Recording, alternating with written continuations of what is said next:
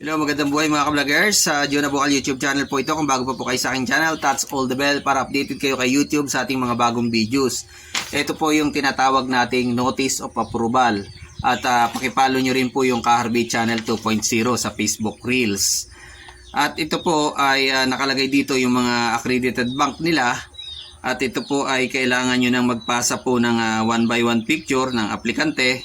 At pipilapan po to. Then kukuha na po kayo ng ATM account para ibalik po doon sa Finance Division, ipare-receive nyo po doon kasama po yung bank account number. So hindi naman po kailangang ibigay yung ATM kundi yung bank account number lang po at accountability, yung po yung deposit slip. So naka-attachment po dito, then pipilapan po ito ng ating claimant kasama po doon to sa ibabalik doon. Kahit yun na lamang pong naglalakad na magdadala. So nandito naman po yung lahat ng klase ng bangko na accredited.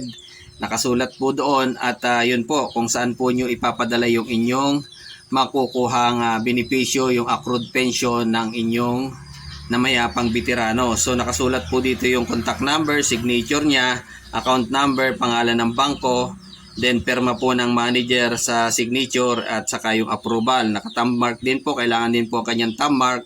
Ayun po, tapos ibabalik nyo na po ito sa Finance Division para sa ganon, ma-receive na nila at magkaroon na sila ng account kung saan ipapadala po yung kiniklaim ninyo na naiwang accrued pension o unclaimed pension ng iyong namayapang veterano. Yung ito po ay Notice of Approval.